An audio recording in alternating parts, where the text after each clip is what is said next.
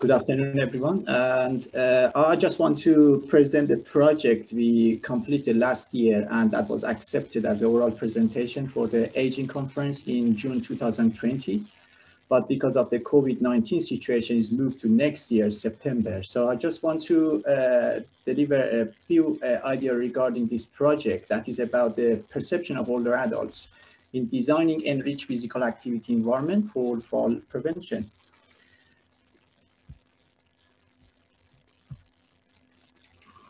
So the whole idea is about the aging and negative effects of aging on fall and balance control. We know that this fall is a multidimensional problem, and the reason is because of the body changes, physiological and structural changes that affect the body function. But it is multifactorial. It's not just about the person, it's about the living environment and also the task complexity. Altogether, they determine the risk of fall. And in the UK, the estimation is based on more than 30% of older adults above 65 years old. They experience fall at least once per year. And this could increase the cost for hospitalization and prevention programs for NHS. So in terms of the aging environment, there are different views regarding what is the challenging or easy environment, which one is the best to increase the balance or decrease the risk of fall.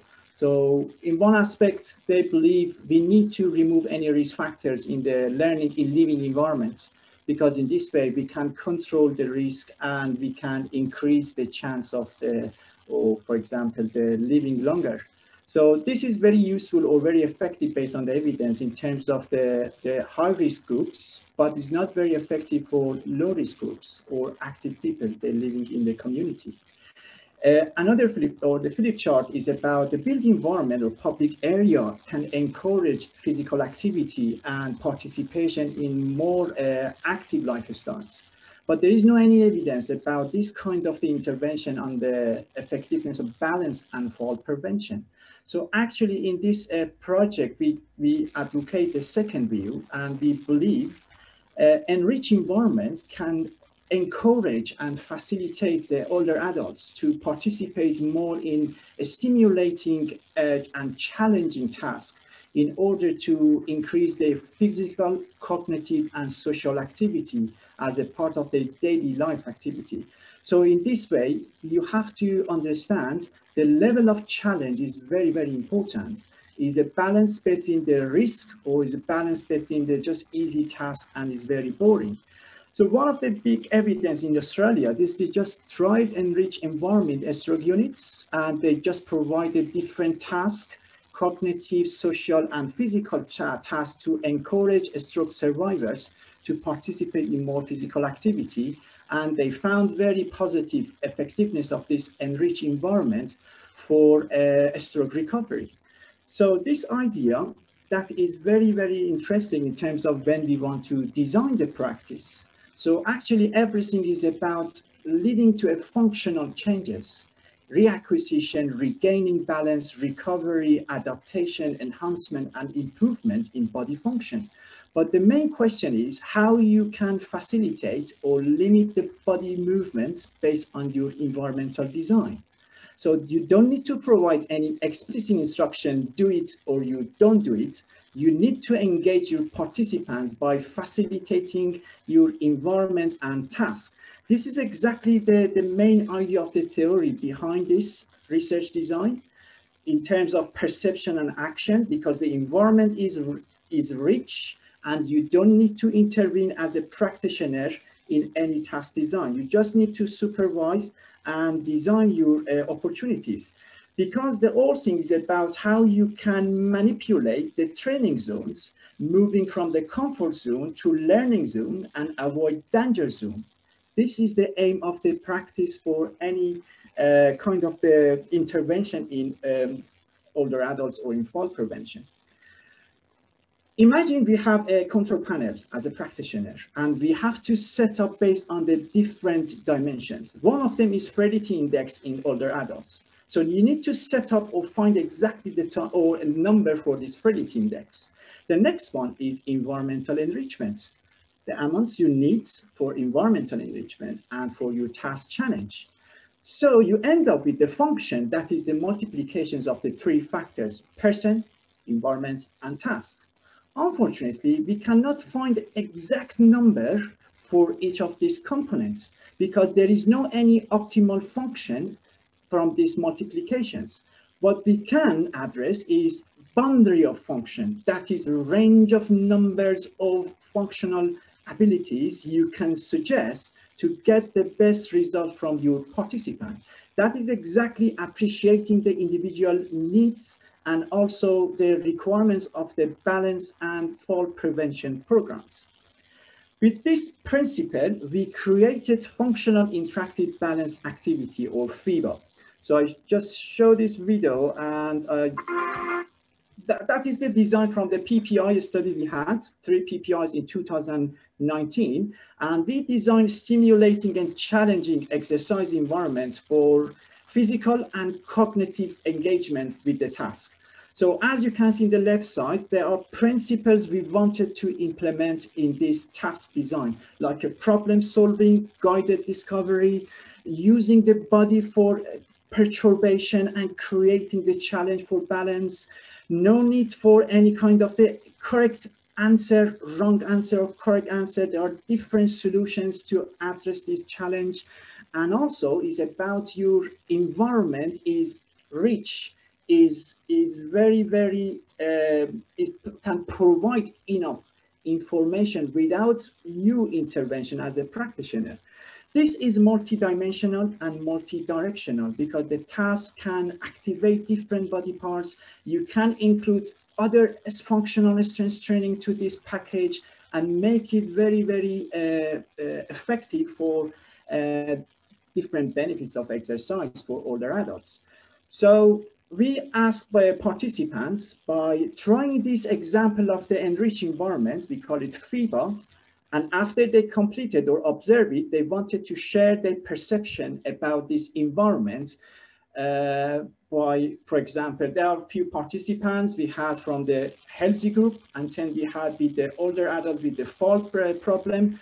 So as you can see, this physio, there is no any direct intervention by physio. We're just supervising for the risk. There is no any explicit instruction. The challenge is by the environment and by your performer.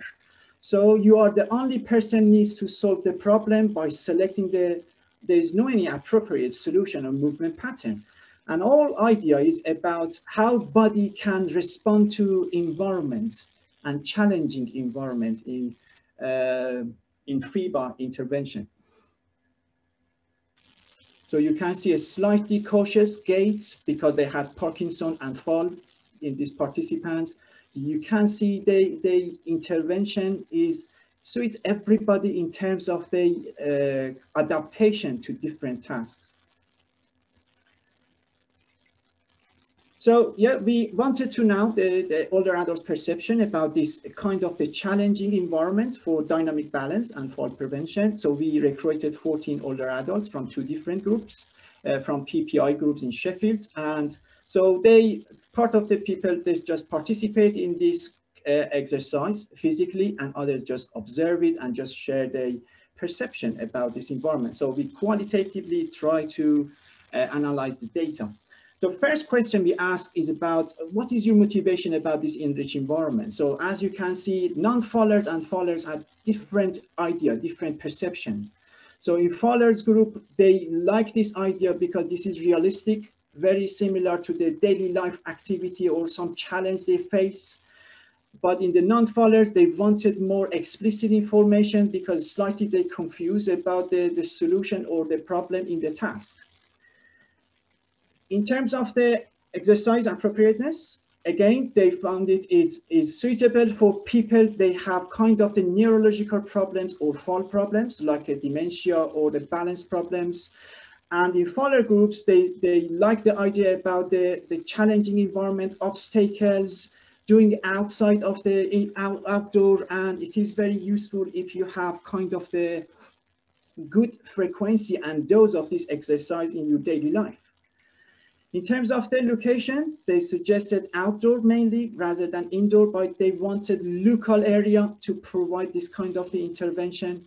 because they can engage more and they can contribute more frequently in these activities. And also what they supported, they wanted this kind of activity as a small group because they can have a different activity, social activity, cognitive activity, and physical activity together and enjoy from the different aspects of this intervention. So generally, we found it from their perception that was very effective, that was based on the expectation we had, providing a realistic and challenging environment for balance is very, very important for older adults, specifically with the fall experience. And this is very interesting because they can reduce the cost for NHS in terms of providing the staff to monitor all aspects of this intervention. You can have the exercise instructors to supervise this group. You can just reduce this amount of the explicit instruction and give the responsibility and independence to your participant more. Guided discovery, fitting the task to the person needs, that is exactly based on the frailty index we expected. And important principle is meaningfulness and functionality. Similarity between the task design and real life situations is very, very important for transfer of the learning to real life. So we had this story, the journey from the small cost I received in 2019 from the CCAPE. So in total, I received £5,500 to provide this kind of the group, interest group, and also the preparing my proposal. When we deliver as a group was around £400,000 research grants in 2020. 3 research grants from January until June we submitted, and 2 outputs article in July we published from the different scoping review, and also the conference, that is the abstract of the conference, next year accepted for oral presentation. I would like to say thanks to all people contributed to this journey, and they helped me as a contributor in the left side, and as a people facilitated this process for me to learn from the mentoring and from the different administrative jobs. I really appreciate this kind of the close communication with this group of people in my department and outside of the university. Thank you very much. Thank you very much, Mohsen. That was great. It was nice to see some translation to practice. Are there any questions for Mohsen?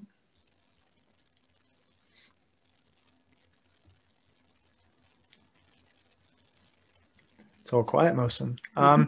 Could you just talk me through the process of the PPI a little bit more, and how you use those groups to inform the eventual intervention?